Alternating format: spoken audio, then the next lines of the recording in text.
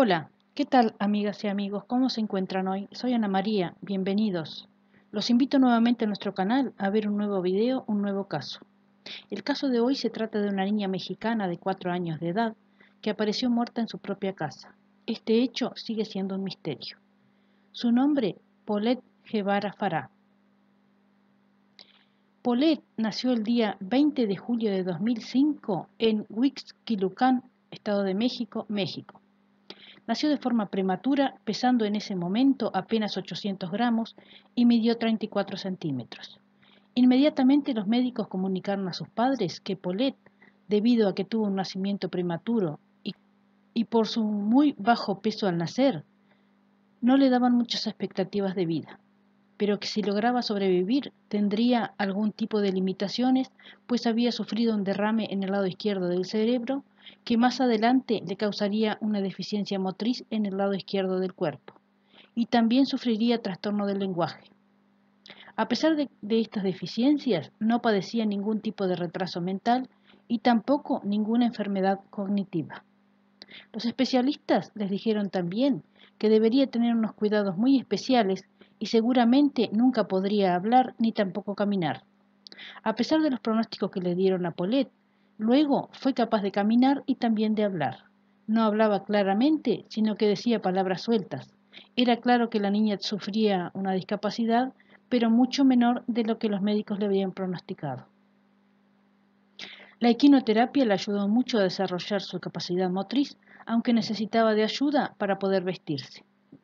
Por todo esto, debía tener cuidados muy especiales, además de ser muy costosos. Pero para los padres el costo de su tratamiento no era ningún problema, ya que ambos tenían muy buenos ingresos económicos por los empleos que tenían. Su padre, Mauricio Guevara, trabajaba en el sector inmobiliario y su madre, Lisette Farah, era abogada.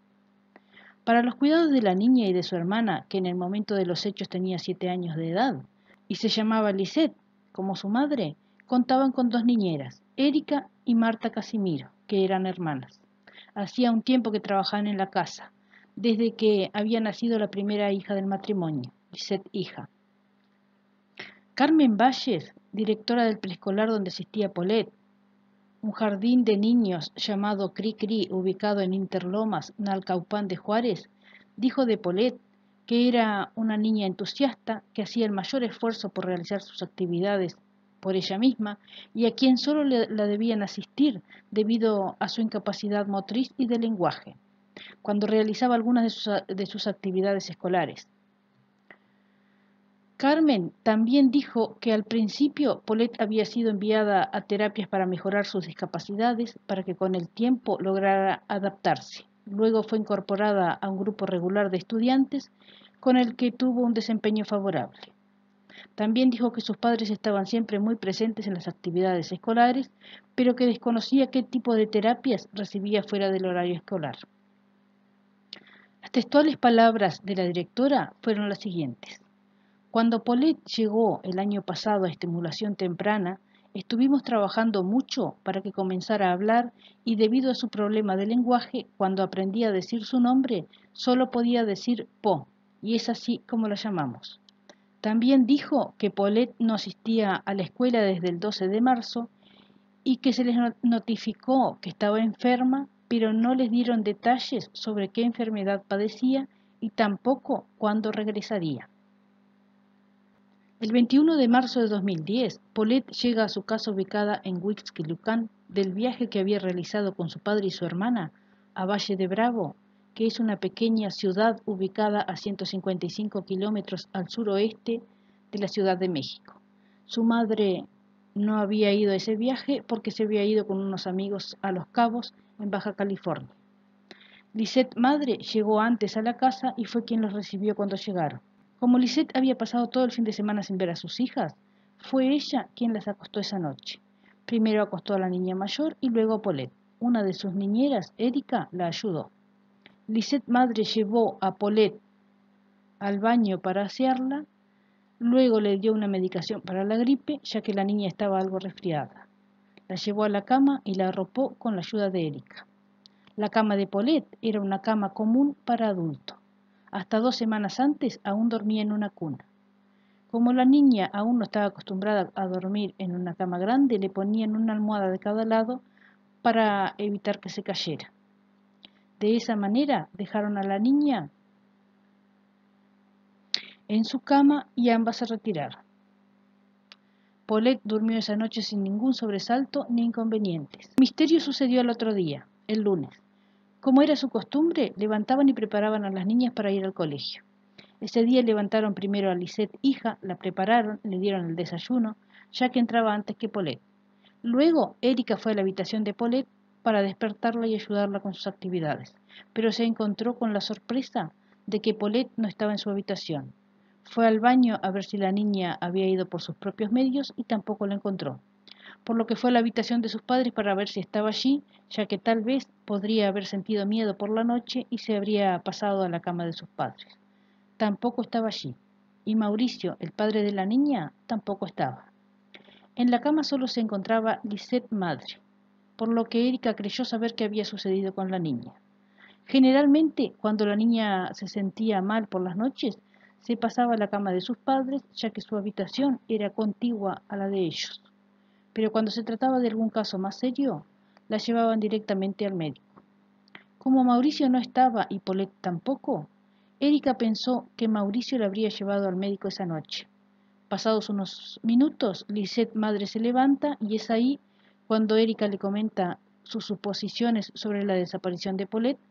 Entonces Lisette le dice que Mauricio estaba en la casa y que Paulette no había ido a ninguna parte con él. Fue en ese momento que se dieron cuenta que la niña no estaba en la casa e inmediatamente comenzaron su búsqueda por toda la casa, en todas las habitaciones, en los placares, en todo el edificio. Pero no encontraron ni rastros de Paulette. La mayor intriga era dónde podría haber ido Paulette, ya que tenía serias deficiencias motrices, no podía ir muy lejos, ya que necesitaba ayuda para la mayoría de las actividades que realizaba a diario. Descartaron la hipótesis de un secuestro, ya que la casa contaba con videovigilancia, también tenían perros que no ladraron en toda la noche, el predio donde vivían era cerrado y vigilado y además no había ninguna señal de que alguien se lo hubiera llevado. Además, el dormitorio de Paulette estaba en el segundo piso de la casa y era imposible que alguien entrara allí sin ser oído o visto. Luego de una larga búsqueda por todos los lugares que pensaban que Paulette podría estar, Mauricio llamó a su hermana y ella fue quien llamó a la policía. Al llegar la policía definió el caso como un secuestro, pero ninguna abertura de la casa estaba forzada como para decir que algún extraño había entrado a la fuerza para llevársela. Lo real era que Paulette había desaparecido sin dejar rastros. Todas las personas que estaban en la casa ese día realizaron la reconstrucción de los hechos y lo hicieron desde la noche anterior hasta que descubrieron que Paulette no estaba. Mauricio declaró que se había levantado temprano para hacer deportes y que no sabía que Paulette había desaparecido porque no era él quien se encargaba de despertar y preparar a las niñas para ir al colegio, sino las niñeras. A pesar de que la casa contaba con cámaras de videovigilancia, justamente esa noche habían dejado de funcionar, así que si alguien entró y se llevó a la niña, no quedó registrado. Y lo más misterioso era que ninguna entrada de la casa estaba forzada. Este caso repercutió a nivel nacional y también mundial. Se colocaron carteles por todos los lugares que pudieron en la ciudad y este caso se volvió viral en las redes sociales, ya que se lo tildó tanto de insólito como imposible, ya que la niña no podía haber desaparecido de esa manera sin dejar ningún indicio y además, ¿por qué se habrían llevado una niña con discapacidades? Los padres dieron varias entrevistas a los medios pidiendo que devolvieran a la niña sana y salva, pero al público no lo terminaba de convencer la autenticidad de las actitudes de los padres, principalmente la de su madre Lisette. Parecía esforzarse mucho para aparentar angustiada y preocupada ante los medios, pero ni así terminaba de convencer a la opinión pública. No parecía triste por la desaparición de su hija, es más, a veces daba la impresión de que disfrutaba dando esas entrevistas. Existen fotografías de algunas de esas entrevistas y en una de ellas Lisette aparece recostada en la cama de Paulette y su semblante no es de una madre preocupada ni angustiada por la desaparición de su hija. En los días siguientes a la desaparición de Paulette, Varios integrantes de la familia, tanto del padre como de la madre de Paulette, se quedaron varios días en la casa con el propósito de ayudarlos, contenerlos y colaborar con la búsqueda de su hija. Como eran tantos, algunos se quedaron en la misma habitación de Paulette. Esa habitación tenía que haber sido clausurada porque en definitiva era la posible escena de un crimen, ya que todavía no se tenía claro qué había pasado con Paulette, y sin embargo pasaron por esa habitación alrededor de 100 personas. Nunca se tuvo en cuenta que tenían que preservar ese lugar, no se tuvo cuidado y tampoco se le dio la mayor importancia. La tía de Paulette, Arlette Farah, envió correos y subió fotos de la niña a las redes sociales, donde inmediatamente se viralizaron y comenzó una búsqueda masiva de Paulette. En un programa televisivo nocturno, la madre de Paulette pidió al secuestrador de su hija que se la devolviera sana y salva, que se la dejaran en un centro comercial o en un lugar donde hubiera mucha gente, garantizándole que no habría represalias. Lo que llamó mucho la atención fue que Lisette en ningún momento se mostró ni triste, ni preocupada, ni nerviosa, y tampoco lloró. Luego de eso distribuyó folletos con la cara de Paulette, ordenó poner la imagen de su hija en anuncios de televisión, transporte público y en grandes paneles publicitarios. Mauricio Guevara también realizó pedidos en la televisión, recordando que el día de la desaparición de Paulette, él se había ido a trabajar la mañana del 22 de marzo sin tener ni idea que su hija había desaparecido. La investigación se fue ampliando a medida que el círculo de sospechosos se iba cerrando, quedando solamente como sospechosos los padres de la niña y las dos niñeras. El 29 de marzo, la Procuraduría General de Justicia del Estado de México comunicó que detendría a Mauricio Guevara, Lisette Farah y a las dos niñeras, Erika y Marta Casimiro, por falsedades e inconsistencias en sus declaraciones. El procurador de ese entonces, Alberto Basbás, realizó el siguiente comentario. Cada uno de ellos en un momento dado ha falseado su declaración, lo cual ha dificultado conocer la verdad de los hechos y esclarecer una línea de investigación firme. El 30 de marzo, los padres de Paulette y las niñeras fueron trasladados a un hotel donde cumplirían su detención. Les realizaron varias entrevistas por separado, pero al unirlas no encajaban, ya que habían diferencias entre unas y otras. Las declaraciones de las niñeras y de los padres no coincidían en el sentido de que, por ejemplo, los padres dijeron que buscaron a Paulette por todas partes sin descanso y las niñeras declararon que los padres nunca la buscaron, sino que solamente se limitaron a ordenarles a ellas que lo hicieran. Dijo una de las niñeras que buscaron a la niña y que no la encontraron. Entonces fueron a decirle a Lisette y ella, sin ningún tipo de preocupaciones, le dijo que buscara mejor y siguió tomando su café y fumando su cigarro. Mauricio, al parecer, hizo un poco más de teatro. Buscó por algunos armarios, dio algunas vueltas y luego se sentó a descansar mientras las niñeras buscaban. Mientras ellos declaraban, los peritos se instalaron en la casa de la familia para realizar la reconstrucción de los hechos basados en las declaraciones que los sospechosos iban realizando. En esta investigación se llegó a utilizar perros entrenados para rastrear el olor de Paulette, pero no encontraron nada. Lo que más llamó la atención fue que ninguno de los dos llamó a la policía. Quien llamó a la policía fue la hermana de Mauricio, porque él le dijo que la niña había desaparecido y ella inmediatamente hizo la denuncia de su desaparición, pero los padres nunca lo hicieron. La investigación ya había dejado de ser enfocada como un secuestro, pasando a ser caratulada como asesinato, y los principales sospechosos eran los padres de la niña. Por eso se centraron en realizar una cuidadosa y detallada búsqueda de pistas en la casa de Paulette, porque estaban seguros que ellos estarían involucrados en este hecho. El 31 de marzo, aproximadamente a las 2 de la mañana, el cuerpo de Paulette fue encontrado en su dormitorio, donde la madre había dado entrevistas y donde también fue buscada por los policías con perros entrenados. Los peritos comenzaron a percibir un fuerte olor que provenía de la habitación de Paulette. Al seguir el rastro del olor, llegaron a la cama de Paulette, la que tenía muchas mantas, las que fueron sacando de a una hasta llegar a la última, y ahí se encontraron con una gran sorpresa. A los pies de la cama, envuelto en una frazada y con mucha sangre seca, estaba el cuerpo de Paulette. Al principio pensaron que Paulette había sido agredida y por eso la presencia de manchas de sangre. Siguieron levantando las mantas y sábanas, todas estaban manchadas en la zona que daba a los pies de la cama.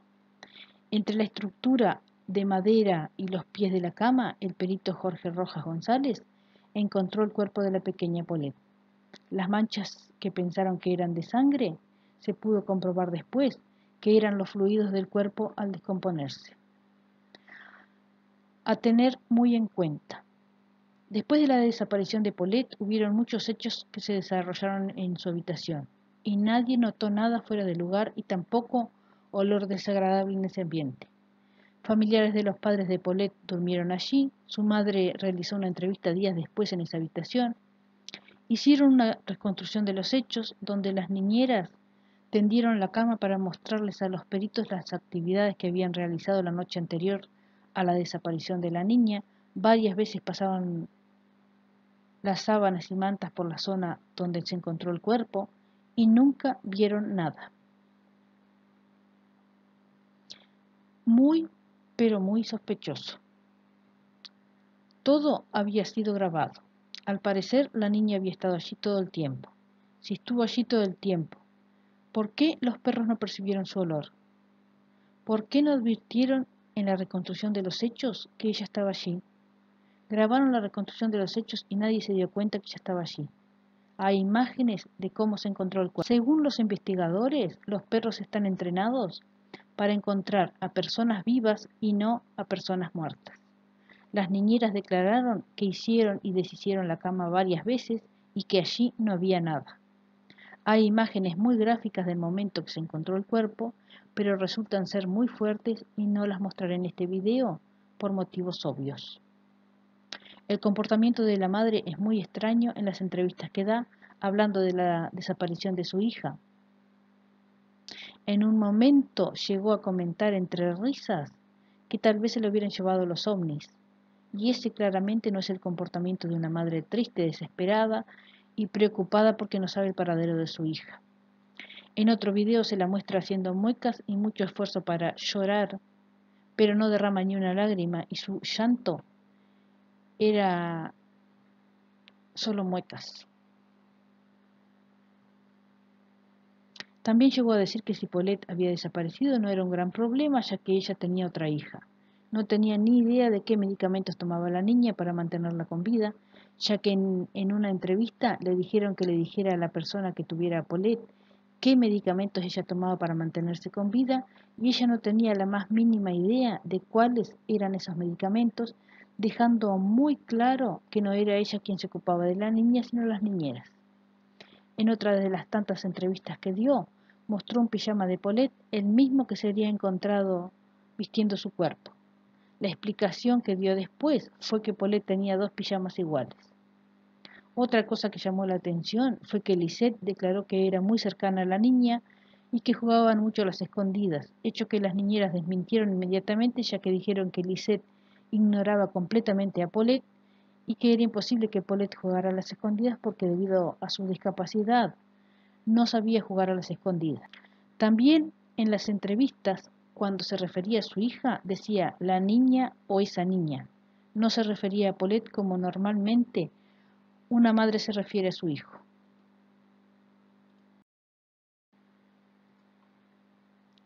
Otro hecho importante fue que los investigadores plantaron grabadoras en la casa donde pudieron grabar conversaciones entre Lisette madre y Lisette hija, donde el diálogo fue el siguiente. Lisette madre, no vayas a decir nada, nada más diles que estamos muy tristes porque tu hermanita se perdió. Es todo lo que tienes que decir. Lisette hija, ¿por qué mamá? Lisette madre, es todo lo que tienes que decir mamita, porque si no, empiezan a malinterpretar las cosas, nos pueden acusar de que nosotros nos la robamos o que tú la empujaste afuera para perderla, entonces tú no digas nada, ¿ok? Porque no sabemos nada. La autopsia determinó que Paulette había muerto de un accidente por asfixia mecánica debido a obstrucciones de las cavidades nasales y compresión tórax abdominal. Esto lo declaró de manera oficial el entonces procurador Alberto Basbás. La manera que se encontró el cuerpo de la niña puede justificar en algo la causa de su muerte, pero quedan muchas cosas por aclarar. Al parecer, el cuerpo siempre estuvo allí, pero nadie se había dado cuenta ni percibieron el olor a descomposición. Encontraron el cuerpo una semana después de la supuesta desaparición y si hubiera estado allí no pasaría desapercibido debido al fuerte olor que despide un cuerpo una semana después de fallecido. La autopsia reveló que Paulette dormía con una tela ortopédica sobre su boca durante la noche que se le colocaba para evitar que durmiera con la boca abierta. Su cuerpo no fue manipulado después de su muerte e ingirió alimentos al menos 5 horas antes de su muerte. Se pudo notar también que el cadáver presentaba 2 segmentos de tela adhesiva rectangulares en posición vertical sobre ambas mejillas, además de señas de un golpe en el codo y rodilla izquierdo. Las conclusiones también revelaron que el cuerpo de la niña desaparecida el 22 de marzo y encontrada en la noche del 30 de marzo no presentaba ni signos de violencia física ni sexual. Tampoco se encontraron rastros de drogas o sustancias tóxicas en el cuerpo de la niña que pudieran haber afectado su conciencia. La necropsia estableció que la fecha de su muerte fue entre 5 y 9 días antes de ser encontrado, el día 31 de marzo, aunque no pudieron establecer la fecha y hora exacta de su muerte. Luego, otro médico estableció como fecha de su muerte 9 días antes de haber encontrado su cuerpo. Se llegó a la conclusión de que Paulette, por sus propios medios, se movió de la cama y cayó accidentalmente. Cayó de cabeza en un espacio al pie de su cama, donde murió asfixiada y donde permaneció durante 9 días sin ser notada por todas las personas que frecuentaban y revisaban su habitación. Las niñeras declararon más tarde que estaban seguras de que el cuerpo de Paulette no había permanecido allí todos esos días, ya que se encargaban de cambiar la ropa de cama y nunca lo habían visto allí. Hasta llegaron a contratar a un abogado para que sacara a la luz la verdad. Más adelante, Mauricio cambió sus declaraciones diciendo que tenía sospechas de que su esposa estaba involucrada en la desaparición de Paulette, lo que más tarde desencadenó nuevas declaraciones de las niñeras. Dijeron que el matrimonio no estaba muy bien, que tenían constantes discusiones y que además tenían problemas de dinero. Por esto se llegó a pensar en varias hipótesis. Primero, que tal vez Lisette realizó un secuestro fingido para poder pedir un rescate por la niña para obtener dinero de su familia, que era muy adinerada y no dudarían en pagar el rescate. Segundo, que tal vez Lisette no estaba de viaje con amigos los días previos a la desaparición de la niña, sino que había realizado un viaje, pero no con sus amigos como había dicho. Tercero, los guardias de seguridad del edificio donde vivía la familia Guevara Fará declararon que Mauricio llegó del viaje con Lisette, hija, de un lado, y en una mano llevaba una bolsa con un bulto. Luego Lisette, madre, acusaría a Mauricio diciendo que aquel bulto era Paulette. Se ha dicho que la familia de Paulette tenía contactos con las grandes esferas políticas y sociales, sumando el hecho de que Lisette es abogada y se puede llegar a pensar que es un crimen encubierto. Al parecer, Lisette, madre, ya no quería seguir con la carga de su hija enferma, ya que para ella era una carga física y económica porque la niña necesitaba de cuidados especiales. Además, necesitaba más atención y era más dependiente que su hermanita mayor. Por eso se llegó a pensar que sus contactos la ayudaron a ocultar el crimen, esconder el cuerpo y luego colocarlo en la cama. Otra incógnita que surge es que el cuerpo de Paulette fue cremado a petición de la familia y de esa manera no se le pueden hacer nuevos exámenes para volver a investigar las causas de su muerte. Por esto, el caso quedó como un accidente, los padres de Paulette se separaron y Lisette, madre, se quedó con la custodia de su hija Lisette. El matrimonio se culpó de lo sucedido uno al otro, pero no hubo ningún avance ya que quedó como un mero accidente. Fue más bien un circo mediático y los dos quedaron libres de cargos. El día 3 de abril, la madre de Paulette inició un juicio de amparo contra su detención al afirmar que ella no había intervenido en los eventos que causaron la muerte de su hija. El procurador Bas, con la ayuda de una psicóloga, determinaron que Lisette madre sufría el padecimiento de trastorno de la personalidad. Se llegó a esta conclusión al observar su comportamiento en las diferentes entrevistas que se le realizaban, advirtiendo que se comportaba de manera fría, distante y tranquila. También daba la impresión de que no era afectada por lo sucedido, ya que no lloraba ni reaccionaba como se espera que reaccione una madre ante un hecho como este.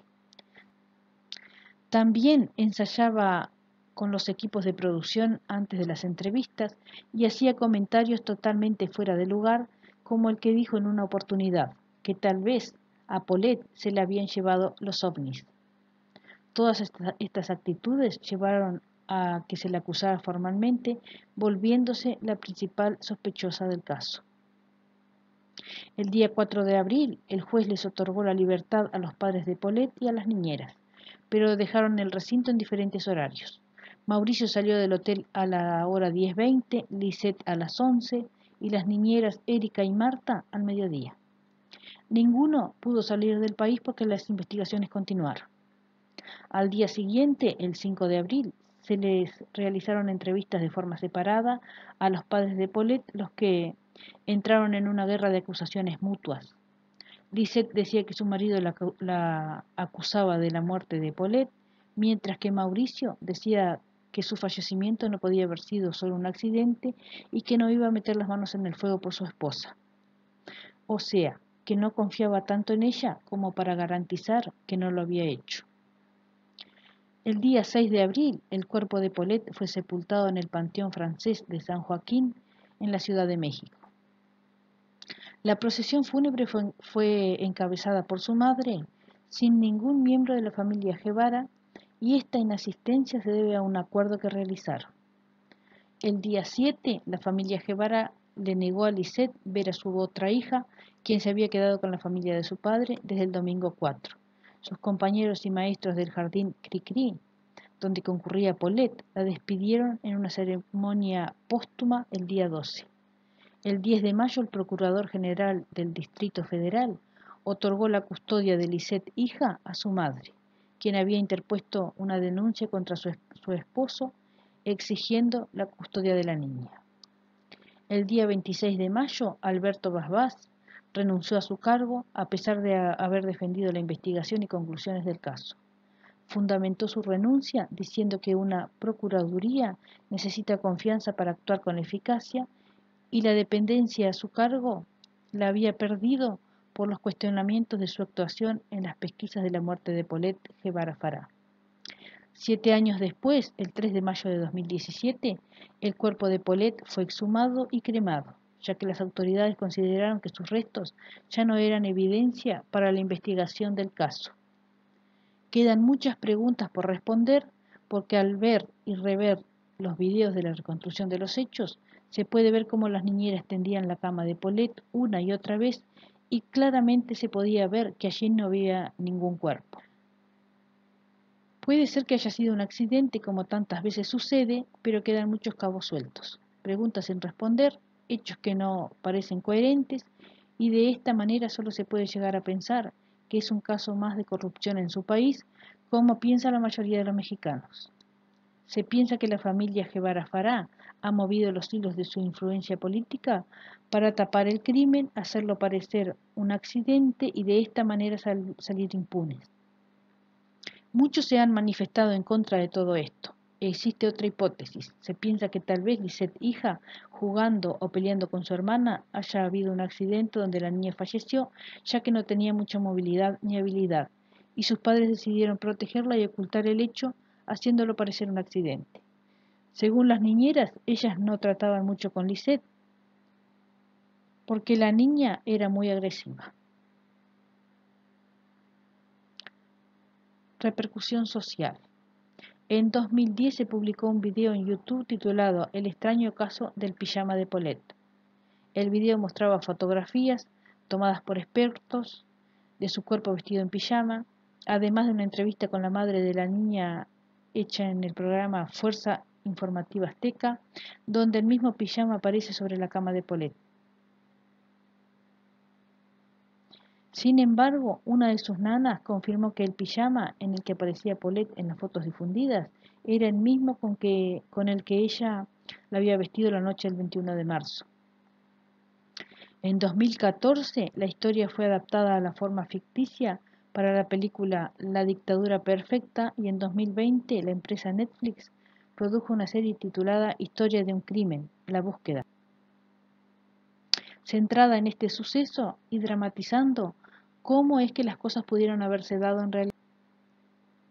Adicional a esto, en 2010, Amanda de la Rosa, amiga de su mamá y quien durmió en la misma cama donde fue hallada sin vida Paulette, publicó el libro ¿Dónde está Paulette?, que contaba desde su perspectiva lo que ella misma vivió al estar de forma cercana con este hecho y cómo fue la búsqueda de la niña.